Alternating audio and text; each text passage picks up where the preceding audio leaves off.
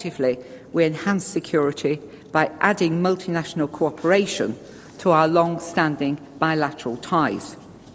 And we should remember that those of us who are in Afghanistan are there under UN resolutions, and it's incumbent upon us to maximise the effects of all the agencies involved by working with the international finance institutions, the NGOs, the private sector, working all together to resolve those security concerns.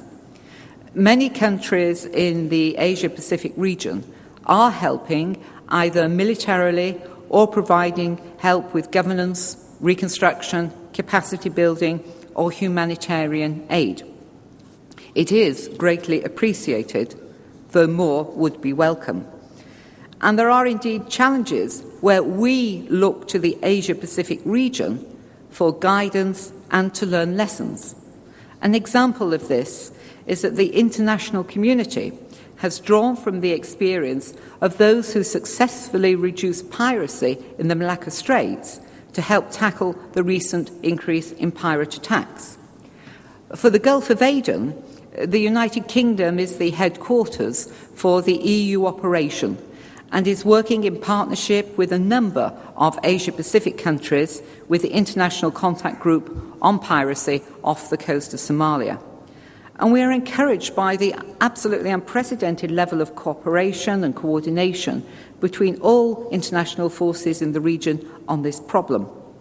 However, whilst our forces are having a positive effect, the solution will ultimately be found on land. The international community is working to support this, but again it is clear that this is a multi-dimensional problem.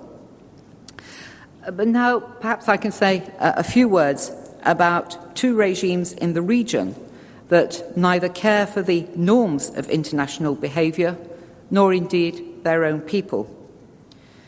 North Korea has featured in all of our discussions this weekend, and we share the calls for the international community to respond to yet more provocative acts from North Korea with one voice, to a regime which is acting against the interests of the international community, against the interests of the region, and indeed against the interests of its own people. And secondly, may I say a word about Burma. The continued imprisonment of Aung San Suu Kyi by the Burmese regime is a reminder that we cannot take for granted the institution of democracy. The people of Burma have suffered nearly half a century of conflict and isolation. But Aung San Suu Kyi is not alone. People all around the world are standing with her and the Burmese people. And we say to the generals, now is the time for transition to democracy, starting with the release of Aung San Suu Kyi. Mr. Chairman, let me finish by touching on some of the institutional challenges facing us and the lessons that I believe we can share regardless of region. Together, we are using international and regional institutions to mould the international response to the global recession in a way that strengthens, not weakens, our security. Many of us are engaged in combined efforts to make sure that we do not add to, but rather subtract from, the list of fragile and failed states. For our part, we recently celebrated NATO at 60. Few who were present at NATO's creation would have foreseen how this alliance would outlast the Cold War conditions that brought it into being and transition successfully through the redrawing of the map of Europe to the post-9/11 era and the radically different security environment that came with it. I've had talks recently with NATO's newest members, Croatia and Albania, both of which are in a region that only a decade ago was at war. The combined efforts of members are required as never before. But we recognise too that NATO must continue to develop to meet modern challenges and that it cannot be a static organisation. Similarly, I anticipate that security arrangements in this region will also evolve. We have heard this weekend, again this morning, that ASEAN is the core around which new structures have developed. Meetings of ASEAN defence ministers and the ASEAN Regional Forum are important developments in which my fellow panellists' country have played such a key role.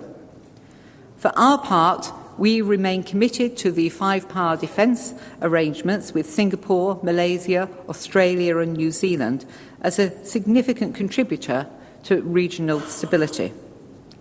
But ultimately, all of us need structures designed for the long term, but coupled with the flexibility to deal with unexpected threats and events at short notice. To do that requires a mixture of formal and informal arrangements, which means investing over a long period to develop relationships by engaging in open and honest dialogue, which we've heard about this morning, and working together to find global solutions. And I think that this event is an important contributor to that process.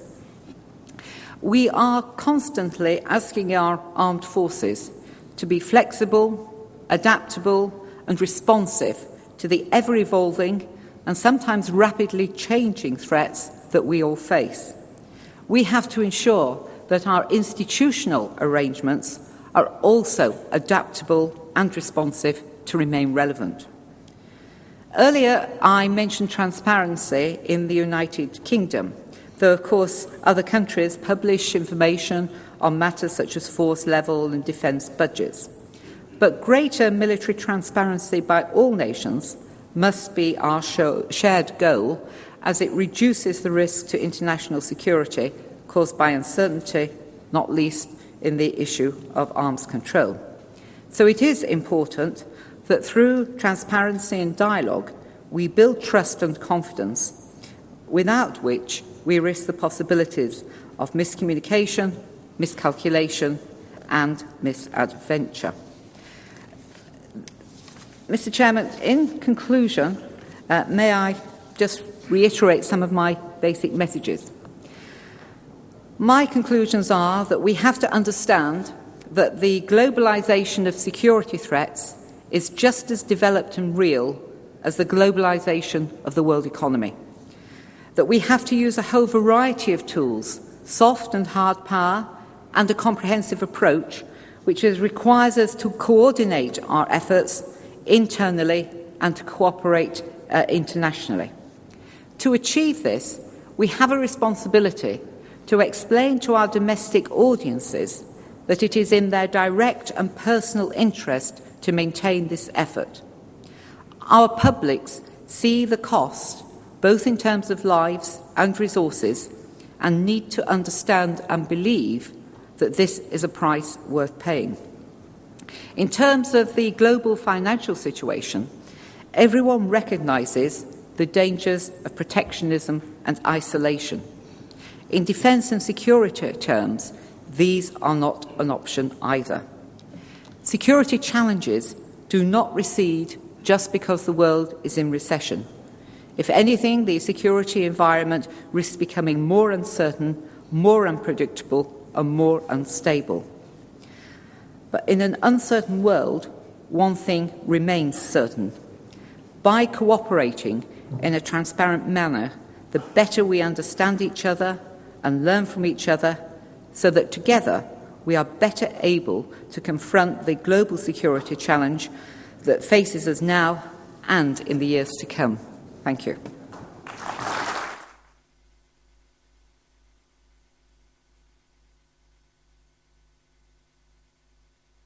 So we have, Baroness Taylor, thank you very much. So we've had two perspectives on this question of military transparency and defence cooperation that certainly seem in many respects compatible. I already see many flags go up. We'll go straight to discussion. If you could hold them up for a moment. Barry, Wayne, you can never do it horizontally, can you? There we go, Wayne. Thank you, Chairman. Charles Poe was the first person to catch my eye. Well, thank you, Chairman. I'm very glad I was the first to catch your eye. And thank you to both speakers for very interesting introductions. I think we had an admirably clear analysis of the desirability of transparency. And of course, in an ideal world, it probably would be a complete transparency. I think we should also, by the way, pay tribute to the IISS for the contribution which it makes to transparency through its publications. But I guess we also have to recognise there are always going to be some areas where states are determined to keep military programs secret, at least for a period. They want to maintain a competitive technological advantage, or it may be that it may be that the capability is only fully effective if it is not known to exist. And I would say that's true particularly in relation to various countermeasures. If one was more cynical, one would say that transparency which reveals the gaps in some countries' capabilities are actually an incentive to other countries to take advantage of those gaps. Now, I think the sort of situation I'm describing of black programs and areas where things can't be fully transparent are increasingly rare as our ability in technical terms to monitor programs develops. And we all seem to have had a pretty good idea of what the North Koreans are up to, well ahead of their recent tests. We seem to know about the activities of Iran pretty fully. Equally, we have to remember that we did not for many years get to the bottom of the SQ Khan network operating out of Pakistan, and that is a very sobering lesson. So I think what I'm saying is that, of course, the fact that transparency is never going to be 100% effective should not be in any way a reason for not pursuing it, but nonetheless there has to be an element of realism about this, that we're never going to be fully effective, and that maybe there are some arguments for not being entirely transparent. Thank you. Now Barry Wayne. I'd like to direct my question to Minister Teo. I note your comments in support of the UN Convention on the Law of the Sea, of course, in which Singapore had a part in formulating. However, it sometimes seems that UNCLOS is a complicating factor in regional security. It seems to have encouraged the countries of East and Southeast Asia to make extravagant maritime jurisdictional claims, which inevitably overlap. And this creates a new set of potential disputes that didn't exist before. At the same time, many of these countries seem slow or even reluctant to enter into the discussions to settle their differences over these maritime jurisdictional claims that they're supposed to do under UNCLOS.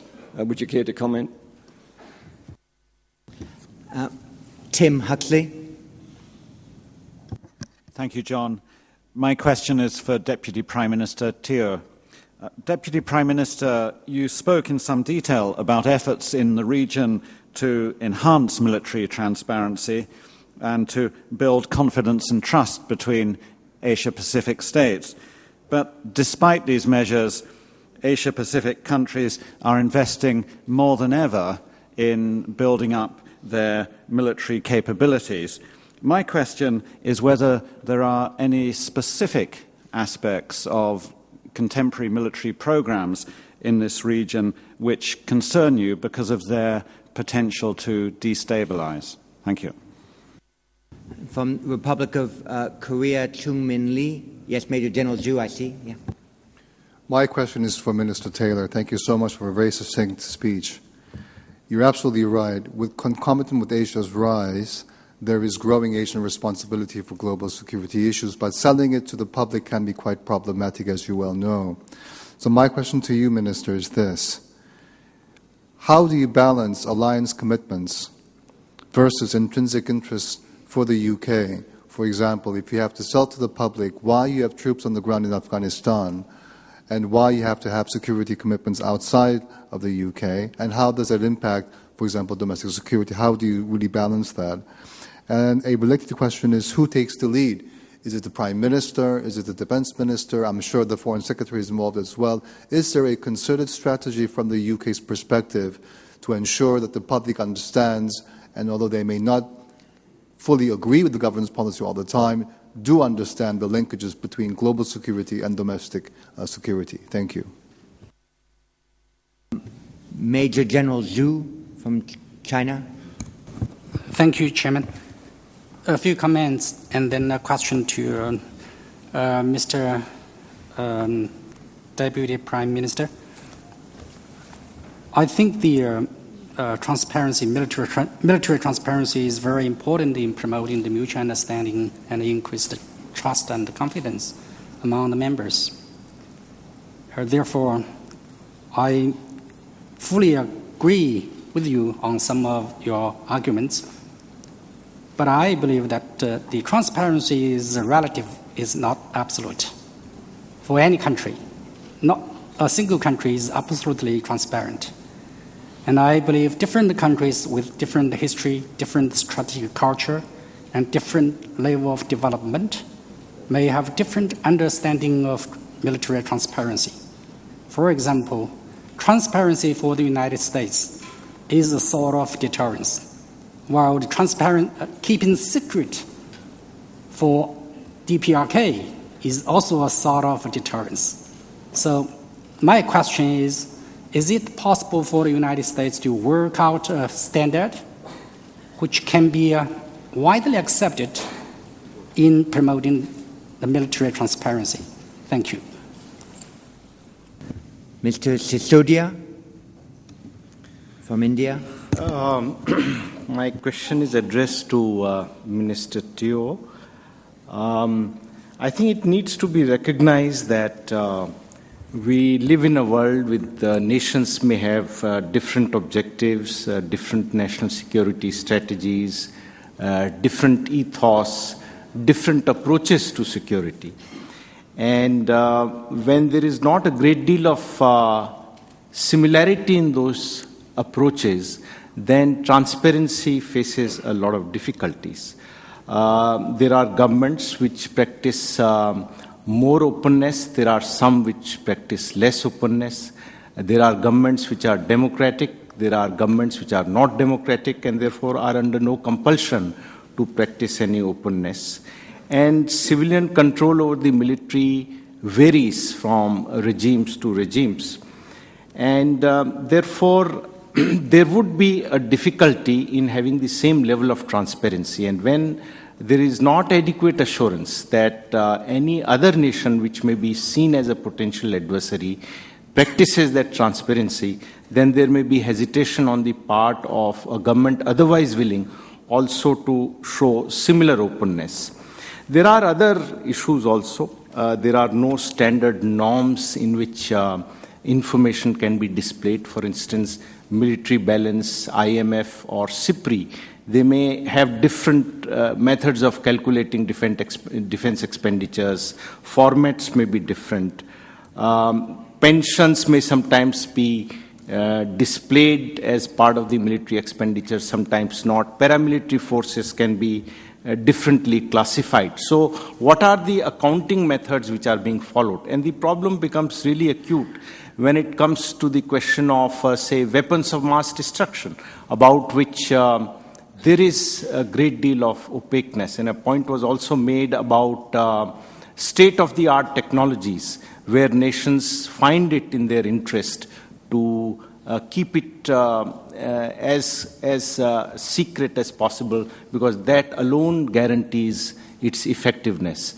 So in this complicated situation, while some degree of transparency is possible, the kind of transparency which is expected is, in actual practice, very difficult to bring about. Some comments on that, Minister Teo.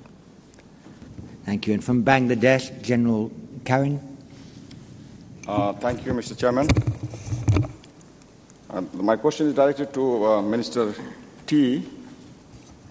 Excellency, I'm very hopeful about the initiatives taken by ARF.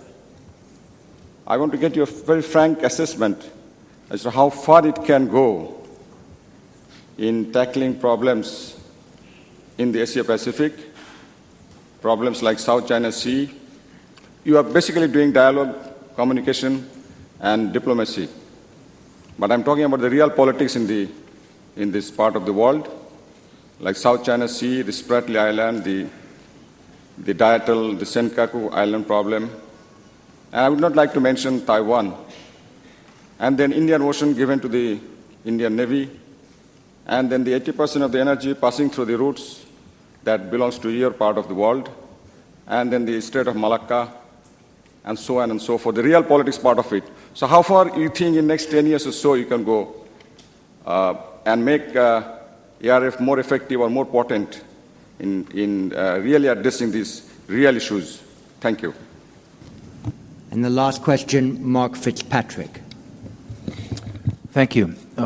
Baroness Taylor raised an issue that I think might be in the back of many of our minds, questions about Burma and its disappointing developments there with regard to democracy, all the more disappointing after a period when it looked like a cycle might have been in the process of being broken, when the United States was making some efforts to reassess policy toward Burma that might have contributed toward a lessening of the paranoid mindset of some of the leaders in that country. One of the other issues regarding Burma has to do with what we talked about yesterday, the North Korea connection. Concerns expressed about North Korea's ability or maybe willingness to transfer nuclear weapons technology. There are so many rumors about North Korea-Burma connections, rumors that are very hard to pin down. But it's one of these areas where transparency would be very helpful in knowing what exactly is North Korea doing in Burma. Is it involved in any kind of a nuclear cooperation? Is there anything, I wonder, that ASEAN states can contribute to encouraging this transparency in this area so we don't have to be worried about nuclear weapons-related transfers from North Korea to this area? Mark, thank you very much. Well, that's a strong menu of questions. Perhaps I could turn first to Baroness Taylor to answer the 2 or 3 questions principally directed to her, and then end with the additional questions asked directly of Minister Teo. Baroness Taylor.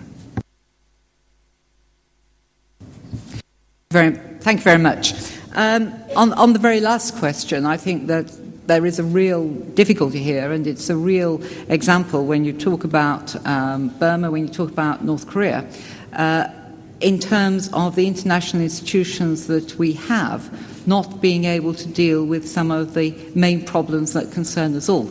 And I think that that's one of the reasons why it is important that we have collective agreements on how we deal with these situations, and one of the reasons why this conference is so well timed. I gather that every year you have some kind of crisis that comes along. But this year, to get people together able to talk about the need for concerted action on North Korea is, I think, very timely. But our international institutions have not been able to deal as well as we would like with many of the issues that do arise. Can I just say some words then about a couple of other issues that were specifically mentioned in relation to our views, and mention was made about who takes the lead in terms of drawing up a national security strategy, or indeed working out the balances between our commitments in terms of the international arena and what we have to do at home. The National Security Strategy, as I said, was a new development, and it was the first time that we had really had a stock-taking of all of the requirements and all of the assets that we had across government. So, yes, it did involve the Ministry of Defence, yes, it did involve the Foreign Office, but it also involved the Home Office, our Minister of the Interior, the Prime Minister's Office, and it was coordinated through the Cabinet Office so that we could really assess all the different kinds of situations that might arise, and indeed in the recent past when we have seen the potential for a pandemic with the swine flu issue, we have been able to test some of the mechanisms that we have been developing for domestic security, which I think is extremely important. In terms of how it links in, we have, as everyone knows, some very significant commitments at the moment in terms of the deployment of our forces. And CDS is here, and he would say they are stretched but not overstretched, because that is the phrase that we always use, and it is true. But it does cause difficulties when you are working in an alliance when you have to keep putting pressure on other people to make sure that they are carrying their share of the burden.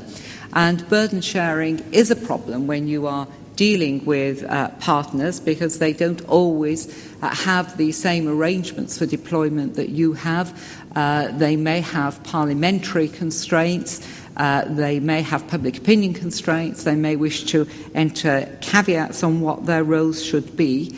But I think that one of the things that we have been doing in order to make sure that burden sharing proceeds as far as possible is making sure that the various roles that have to be adopted in any deployment are actually understood, so that, for example, some people who might not be willing to deploy operationally their armed forces might be willing to mentor some parts of the armed forces that we were training, or might be willing, for example, in Afghanistan, to deploy on police training, and that's in addition to all the other reconstruction issues that do come up and people across the board have been helping on. So it is a problem, but we would never embark on deployments that we felt left ourselves vulnerable at home.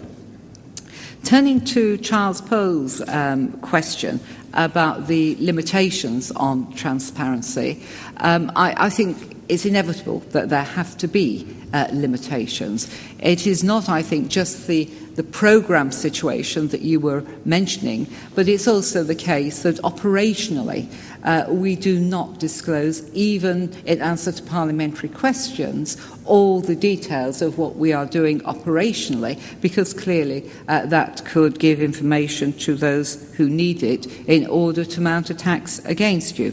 So I don't think that there is just one mechanism. Clearly, international agreements can have a role to play in some areas of disclosure, and some issues on arms control are covered by these already.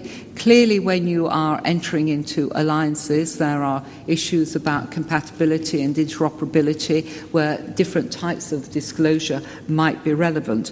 But I think we shouldn't underestimate the importance of the democratic mechanisms that we have for ensuring accountability as well as disclosure of certain information.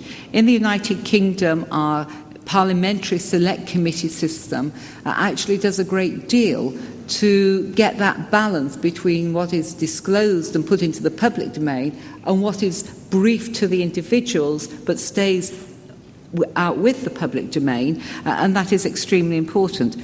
For a number of years, I chaired the Intelligence and Security Committee in the UK, which monitored the activities and the budget and the priorities of all of our security services. All of that work was done behind closed doors, but parliamentary reports were made to the Prime Minister, which was subsequently debated in Parliament. That was an interesting area where we had to get the balance right between holding people to account who were making decisions, but actually ensuring that it was handled properly, so that what was put in the public domain did not come back to bite us or cause us many difficulties. So I think we have got a layered approach and different types of disclosure, but as well as transparency, I think the other dimension that comes into this is accountability, and I think that some of those democratic mechanisms are extremely important in that respect. Minister Teo. Well, thank you very much. Perhaps I can first take Mr. Barry Wayne's question on UNCLOS. I start from a different. I have a different starting assumption from Mr. Barry Wayne. His thesis was that UNCLOS is a complicating factor because it has caused countries to make extravagant claims which overlap with each other and hence created potential disputes. Actually, if you look at the historical development, it's precisely the opposite. UNCLOS had to be convened because countries were making extravagant claims. We used to have 3-mile territorial limits. Countries were claiming 12-mile territorial limits, 200-mile territorial limits, jurisdiction out to the continental shelf and beyond.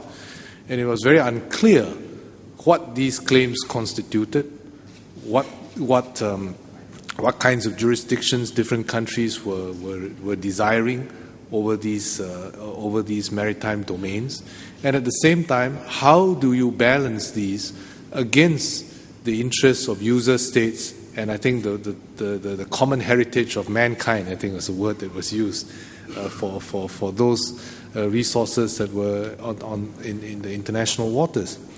So what UNCLOS has actually done is to try to strike a balance, and in fact I think it has very cleverly done so.